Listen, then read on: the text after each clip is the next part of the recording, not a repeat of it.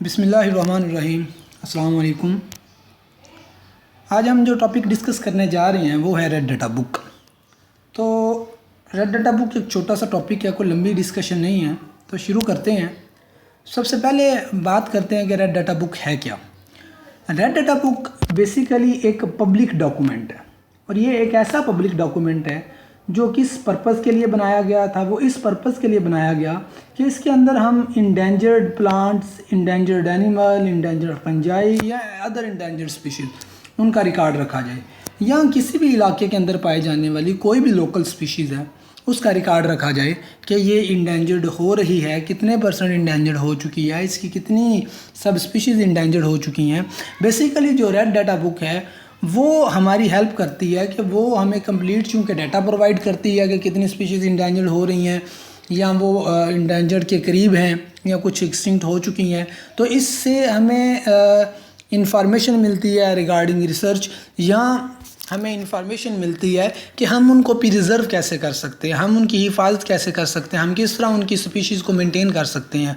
तो बेसिकली ये जो बुक है इसका पर्पज़ ये था इसको बनाने का कि ये हमें इंफॉर्मेशन दे, और उस इंफॉर्मेशन को हम यूटिलाइज़ करते हुए जितनी स्पीशी एक्सटिंक्शन की तरफ जा रही हैं हम उनको मेंटेन करें। अब आते हैं जनाब थोड़ी सी हिस्ट्री की तरफ। रेड डाटा बुक की हिस्ट्री क्या है।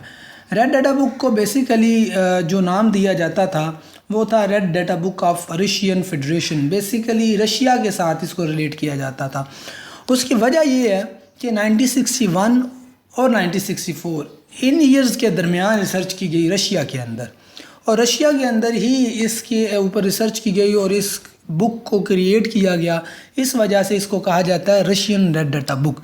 लेकिन ये बेशक बुक रशिया के अंदर काम किया गया, लेकिन अब इसकी ज़िम्मेदारी जो है वो IUCN के अंडर आती है। IUCN का मतलब है international union for conservation of nature. अब ये सारा काम IUCN ने संभाल लिया है, और IUCN इस चीज़ की ज़िम्मेदार है कि वो सारे का सारा रिकॉर्ड प्रोवाइड करे, और इस रिकॉर्ड के साथ साथ कि कितनी स्पीशीज़ इस वक्त इंडेंजर्ड हो चुकी हैं या हो रही हैं, या आगे क्या सीन है, वो सारा रिकॉर्ड हमें IUCN प्रोवाइड करेगा, और इस रिकॉर्ड को हम इस्तेमाल करते हुए उन स्पीशीज़ को मेंटेन करेंगे। हर चीज़ के पीछे कोई पर्पज़ है। रेड डाटा बुक के पीछे जो बेसिक पर्पज़ है वो ये है कि हम इस डॉक्यूमेंट का इस्तेमाल करते हुए हम स्पीशीज़ को मेंटेन करेंगे। अब ये जो इसका एम बेसिकली यही है कि हमें इंफॉर्मेशन मिले और इंफॉर्मेशन को हम यूटिलाइज़ करें। अब इस रेड डाटा बुक के अंदर कुछ कलर कोड वो हमें इंफॉर्मेशन देते हैं। जिस तरह pH पेपर आपने पढ़ा हुआ है, तो pH पेपर 1 से लेकर 14 तक उसमें डिफरेंट कलर है। हर कलर एक pH को रिप्रेजेंट कर रहा है। हर pH 7 है तो उसका कलर कुछ और है, pH 8 है तो कलर कुछ और है। इसी तरह रेड डाटा बुक के अंदर डिफरेंट कलर हैं जो हमें इंफॉर्मेशन देते हैं, जैसे कि ब्लैक कलर है, रेड, अंबर, वाइट, ग्रीन और ग्रे। इनकी हम बारी बारी बात करते हैं। सबसे पहले बात करते हैं कि रेड डाटा बुक के अंदर ये जो ब्लैक कलर है ये किस चीज़ को रिप्रेजेंट करता है। ये रिप्रेजेंट करता है, ये इस चीज़ की कंफर्मेशन देता है कि ये स्पीशीज़ एक्सटिंक्ट हो चुकी हैं। जैसे कि ये नीचे आपको एक डायग्राम नज़र आ रही है, इसमें देखें ये ब्लैक कलर में EX और EW लिखा हुआ है। ये ब्लैक कलर इस चीज़ की रिप्रेजेंटेशन है कि स्पीशीज़ एक्सटिंक्ट हो चुकी हैं।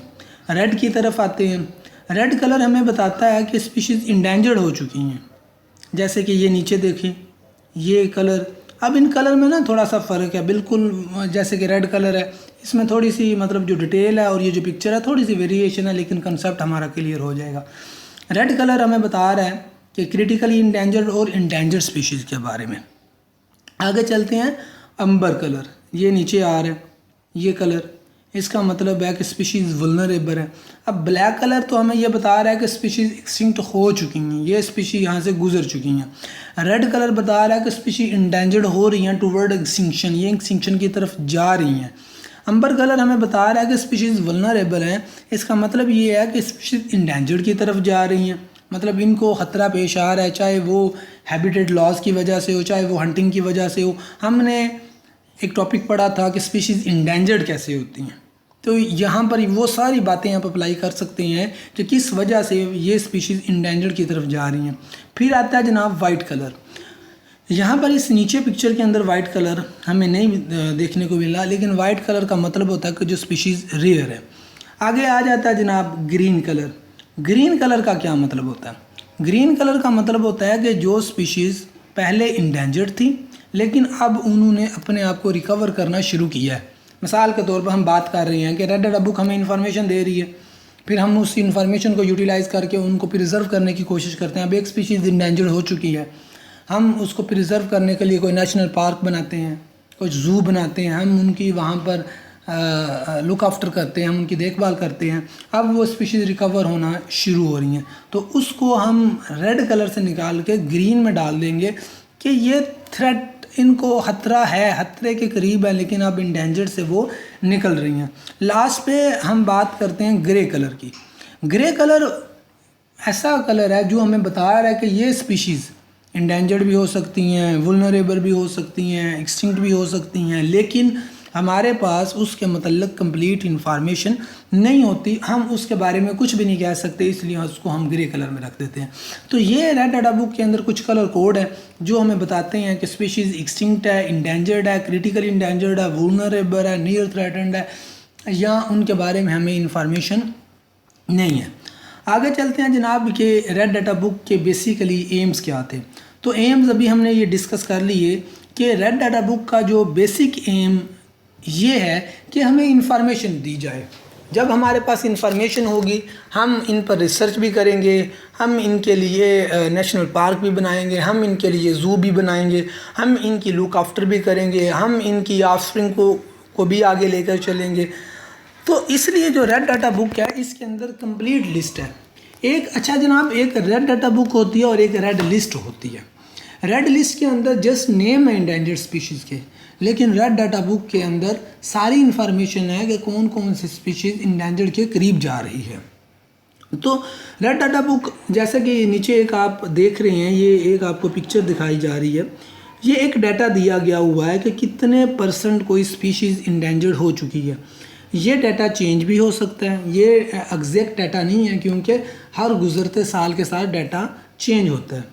अब जैसे कि इस ग्राफ के अकॉर्डिंग अगर हम बात करें तो मैमल्स की तकरीबन 20% जो स्पीशीज़ हैं वो इंडेंजर्ड हो चुकी हैं। इस ग्राफ के अकॉर्डिंग मैं फिर से कह रहा हूँ कि ये जो डाटा है ये डाटा चेंज भी हो सकता है। तकरीबन 31,000 जो स्पीशीज़ हैं वो थ्रेटेंड हैं। मतलब आप ऐसे भी कह सकते हैं कि 27% जितनी भी स्पीशीज़ हैं 27% of all assessed species are endangered. अब बर्ड्स की हम बात कर लेते हैं कि वो तकरीबन 13% के करीब इंडेंजर्ड है। रिप्टाइल की बात करते हैं वो 5% है।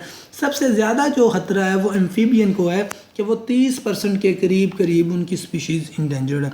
इसी तरह फिशीज़ हैं, इंसेक्ट हैं, मोलस्क हैं, ये प्लांट्स हैं, ये तकरीबन 5% तक इनकी स्पीशीज़ इंडेंजर्ड है। अब अगर इस ग्राफ की अगर हम बात करते हैं तो यहाँ पर ये बताया जा रहा है कि एम्फीबियन की 30% है। एक और मैं रीड कर रहा था तो वहाँ पर पता चला जी एम्फीबियन की 41% है। तो डाटा चेंज हो सकता है। सिर्फ आपको समझाने के लिए ये एक डाटा यहाँ पर दिया गया है कि बेसिक एम इसका हमें रिकॉर्ड देना है, तो फिर उसके अकॉर्डिंग ही हम कुछ कर सकते हैं। आगे चलते हैं। जो इसका एम है वही इसकी इम्पोर्टेंस है। इम्पोर्टेंस इसकी ये है कि जो रेड डाटा बुक है वो कंप्लीट रिकॉर्ड रखे हुए हैं। जो रेड डाटा बुक है वो इंडेंजर्ड स्पीशीज़ को एवेल्यूएट करता है। जो रेड डाटा बुक है वो एवेल्यूएट करता है टैक्सा को, और इसकी बेस के ऊपर फिर वो गाइडलाइंस भी देता है कि आप इंडेंजर्ड स्पीशीज़ को कैसे प्रोटेक्ट कर सकते हैं। तो बारी बारी इनकी बात करते हैं। सबसे पहले बात है कि red data book complete record रखे हुए हैं, वो रिकॉर्ड संभाले हुए हैं, क्योंकि जब रिकॉर्ड होगा तो फिर ही हम उन एनिमल्स को, उन बर्ड्स को, उन प्लांट्स को, उन माइक्रोब्स को हम आइडेंटिफाई कर पाएंगे कि ये इंडेंजर्ड है। और ये रिकॉर्ड फिर हम इस्तेमाल करते हुए इन स्पीशीज़ को सेव करने की कोशिश करेंगे। जैसे ये नीचे एक पिक्चर है, ये एक ग्राफ है। ये ग्राफ 2007 से लेकर जनाब वालिया 2019 तक का है कि 2007 से लेकर 2019 तक क्या जनाब इसके अंदर चेंज आया। देखने में ये बात आई कि 2007 से लेकर 2019 तक हम ये बात नोट करते हैं कि इंडेंजर्ड स्पीशीज़ के अंदर इजाफा हुआ है, स्पीशीज़ इंडेंजर्ड होना ज़्यादा हुई। 2007 की बात करते हैं तो 2007 के अंदर 7,851 जो स्पीशीज़ हैं वो इंडेंजर्ड हुई हैं।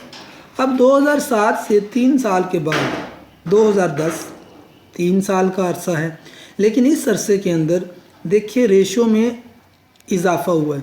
9,618 स्पीशीज़ इंडेंजर्ड होती हैं। फिर इसके 3 साल बाद ग्राफ फिर ऊपर जा रहा है, 11,212 स्पीशीज़ इंडेंजर्ड हो रही हैं। फिर उसके 3 साल के बाद ग्राफ जनाब वालिया फिर ऊपर जा रहा है, 12,630 स्पीशीज़ हैं। 2019 की बात करते हैं, जो अभी पिछला साल गुजरा है, फिर से स्पीशीज़ के अंदर इंडेंजर्ड होने में इजाफा हो रहा है। 14,234 स्पीशीज़ हैं जो इंडेंजर्ड हो रही हैं। अब इसका मतलब ये है कि हर गुज़रते साल के साथ स्पीशीज़ जो इंडेंजर्ड हो रही हैं उनके अंदर भी इजाफा होता जा रहा है। और यहाँ पर ये ऊपर आप देख रहे हैं मैमल्स के लिए ये कलर, रिप्टाइल के लिए कलर, बर्ड के, इस ग्राफ के अंदर जितने भी कलर हैं, अगर हम इस कलर की बात करते हैं, ये ब्लू वाला, तो ब्लू वाला जो कलर है वो हमें किस चीज़ की आइडेंटिफिकेशन कर रहा है? ये वाला कलर जो है कि ये फिशेज़ हैं। मतलब इसके अंदर जितने भी कलर हैं वो कलर, जैसे कि ये वाला कलर है तो ये बता रहा है कि ये बर्ड के लिए है। तो मतलब इस ग्राफ के अंदर बताया गया है कि इतनी इतनी स्पीशीज़ को इकट्ठा करके एवरेज निकाली गई है, और एवरेज बता रही है कि हर गुज़रते साल के साथ स्पीशीज़ जो इंडेंजर्ड हो रही हैं उनके रिकॉर्ड के अंदर इजाफा देखने को आया है। आगे चलते हैं, इवेल्युएट इंडेंजर्ड स्पीशीज़ के रेड डाटा बुक इवेल्युएट करती है। वो एक ऐसा क्राइटेरिया सेट करती है किसी भी पर्टिकुलर एरिया के अंदर कि स्पीशीज़ इंडेंजर्ड हो रही है, एक्सटिंक्ट हो रही है, वल्नरेबल हो रही है। इसकी अभी हमने ऊपर बात भी की थी कि हम उसको कैसे एवेल्युएट करेंगे। क्या उस स्पीशीज़ को हम रखेंगे लीस्ट कंसर्न एरिया के अंदर, मतलब हमारे पास अगर उसका रिकॉर्ड नहीं है प्रॉपर, हमें नहीं पता, हमारे पास कंप्लीट इन्फॉर्मेशन नहीं है, तो उसको ज़रा एक ग्रुप पीछे रखो। अगर आपके पास थोड़ी सी इन्फॉर्मेशन आ जाती है कि ये इन स्पीशीज़ के ये वुलनरेबल की तरफ जा रही हैं, इनको कुछ थ्रेट है, तो उसको इस एरिया के अंदर रखो। और अगर आपके पास कंप्लीट इन्फॉर्मेशन आ गई है तो फिर उसको थ्रेटन्ड इंडेंजर्ड एरिया के अंदर रखो। और फिर आप समझते हो कि वो एक्सटिंक्शन की तरफ जा रही है, क्रिटिकल इंडेंजर्ड एरिया के अंदर रखो। और जब आप समझते हैं कि जैसे कि डायनासोर है वो इस पृथ्वी के ऊपर आया फिर यहाँ से चले गया, तो उसको एक्सटिंक्शन के अंदर रखा जा सकता है। तो ये एवेल्युएट करती है कि कौन सी स्पीशीज़ इंडेंजर्ड है, कौन सी नहीं है। उसके बाद आ जाती है जनाब इवेल्युएट टैक्सा। अभी ये बात हम कर रहे थे कि ये जो बुक है पूरे जितने भी टैक्स हैं उनको एवेल्युएट करती है।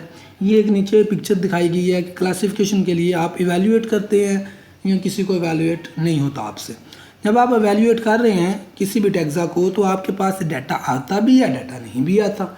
अब जब डाटा आ रहा है तो फिर आप उसकी रैंकिंग करेंगे ना, फिर आप उनके ये तमाम रैंक जो नीचे दिखाए गए हैं, जिनको अभी हमने ऊपर डिस्कस भी किया कि लीस्ट कंसर्न से लेकर एक्सटिंक्शन तक, चूँकि हमने इसके ऊपर बात कर ली है तो यहाँ पर इसको डिस्कस करने का फ़ायदा नहीं है। आगे चलते हैं। फिर लास्ट बात जनाब कि जब इतनी ज़्यादा इन्फॉर्मेशन आपके पास आ जाती है, इतनी ज़्यादा इन्फॉर्मेशन आ गई कि आपको सारा पता चल गया कि 27% के करीब स्पीशीज़ इंडेंजर्ड, आपको ये भी पता चल गया कि हर गुज़रते साल के साथ स्पीशीज़ के इंडेंजर्ड होने में इजाफा हो रहा है, तो फिर आप कुछ रूल बनाएंगे ना, फिर आप कुछ इम्प्लीमेंटेशन करेंगे कि आपने इन स्पीशीज़ को सेव करना है, आपने इनको प्रोटेक्ट करना है। तो बेसिकली रेड डाटा बुक का मकसद भी यही है कि आपने इन तमाम ऑर्गेनिज़म को सेव करना है, सेव करना है। यहाँ पर कुछ इंडेंजर्ड प्लांट और कुछ इंडेंजर्ड एनिमल का भी जिक्र किया जा सकता था, लेकिन चूँकि हमने कुछ टॉपिक्स पहले डिस्कस किए हुए हैं जिनके अंदर इंडेंजर्ड प्लांट और इंडेंजर्ड एनिमल्स की बात है थोड़ी बहुत, तो यहाँ पर उनको डिस्कस नहीं करते। तो लास्ट ये बात हेल्प अस, चूँकि हमारा जो कोर्स है वो बायोडाइवर्सिटी के रिलेटेड है, और जब हम इनके इंडेंजर्ड होने की बात कर रहे थे, इससे एक पिछले लेक्चर के अंदर बात की थी पांडा की, कि पांडा को हम मिस नहीं करना चाहेंगे। तो ये स्पीशीज़ हमें बोल बोल के कह रही हैं कि हेल्प अस, आप हमारी मदद करें। तो ऐसा नहीं करना चाहिए कि कछुआ देखे तो उसको पत्थर मारें। इन स्पीशीज़ को अगर हम सेव कर सकते हैं तो हम अपनी नेचर की ब्यूटी में इजाफ़ा करेंगे, हम उसको मेंटेन करेंगे। लेकिन अगर हम इनकी फ़रियाद नहीं सुन सकते तो हम इनको लॉस कर देंगे और एक वक्त आएगा फिर हम इनको एक्सटिंक्ट लिस्ट के अंदर रखेंगे कि ये स्पीशीज़ थी और अब नहीं हैं। तो यहाँ तक आपका बहुत बहुत शुक्रिया सुनने का। अस्सलाम वालेकुम, अल्लाह हाफ़िज़।